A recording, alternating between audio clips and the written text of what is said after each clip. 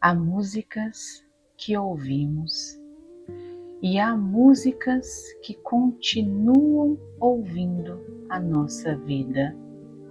Talvez exista uma música assim para você, uma canção que não importa quanto tempo passe, ainda sabe encontrar o caminho de volta. Basta uma nota, um acorde, uma voz distante e, por um instante, o tempo parece perder força. Você não volta ao passado, o passado volta até você. Porque algumas músicas não guardam apenas sons, guardam momentos que continuam vivos. Quando a música encontra uma vida. Nós costumamos dizer: eu escolhi essa música. Mas algumas das músicas mais importantes da nossa vida nunca foram escolhidas. Elas simplesmente chegaram. Chegaram quando algo acontecia, um encontro, uma despedida, uma época que parecia comum, até se tornar inesquecível. A música estava ali e, sem perceber, começou a guardar aquilo que éramos. Porque uma canção não guarda apenas uma história, guarda uma versão nossa. Quem éramos antes de certas perdas, antes de certas escolhas, antes de nos tornarmos quem somos hoje. Talvez seja por isso que uma única música antiga ainda consiga nos surpreender. Pensamos que estamos ouvindo uma melodia, mas estamos encontrando alguém que fomos. O lugar onde o tempo volta a respirar.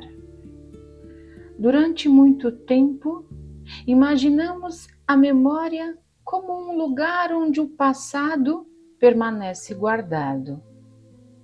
Mas a memória não é uma fotografia, ela é uma reconstrução. Quando lembramos de algo, o cérebro reúne pequenos fragmentos, uma imagem, uma sensação, uma emoção, e transforma tudo novamente em presença. É por isso que uma música pode fazer algo extraordinário. Uma fotografia mostra onde estávamos, mas uma melodia nos faz sentir como era estar lá. Ela não traz o passado de volta, ela traz de volta aquilo que sentíamos quando o passado ainda era presente. Talvez seja por isso que algumas lágrimas chegam antes mesmo da lembrança. Algo dentro de nós reconhece, antes que consigamos explicar. O fado e aquilo que permanece. Se toda música possui esse poder, por que o fado parece tocar um lugar mais profundo? Talvez porque o fado nunca tentou fugir do tempo. Ele nasceu olhando para aquilo que passa e procurando aquilo que fica. Uma voz, uma guitarra, um silêncio. Tudo no fado parece carregar a mesma pergunta: o que permanece quando o tempo leva quase tudo? Talvez seja por isso que a saudade encontrou no fado a sua própria linguagem, porque a saudade não é apenas a ausência, é a presença de algo que já não podemos tocar. O fado transforma perda em memória e memória em permanência. Ele não canta apenas aquilo que aconteceu, canta aquilo que ainda vive. Quando a música passa a morar em outras vidas, toda música nasce de alguém, de uma história, de uma emoção, de uma vida. Mas existe um instante em que ela se liberta, ela deixa de pertencer apenas a quem escreveu, porque cada pessoa que escuta acrescenta uma nova camada, uma lembrança, um rosto, um pedaço da própria história. As notas permanecem iguais, mas a música muda. Uma canção pode nascer de uma despedida e encontrar alguém vivendo um reencontro.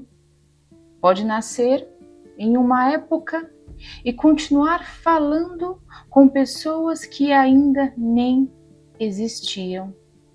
Talvez essa seja a forma mais bonita de eternidade. Continuar vivendo dentro da memória de alguém, onde o tempo não consegue entrar. Depois de tudo, talvez a pergunta não seja: por que lembramos de certas músicas? Talvez a pergunta seja: por que algumas partes de nós escolheram viver dentro delas? Porque uma música não guarda apenas o passado, guarda a pessoa que fomos quando aquele passado aconteceu. Guarda uma parte da nossa história que o tempo não conseguiu levar. Talvez seja por isso que algumas músicas nunca envelhecem. Elas não vivem apenas no passado, elas vivem em nós. E talvez seja esse o maior mistério do fado. Ele não tenta impedir o tempo, ele apenas encontra uma maneira de permanecer depois dele.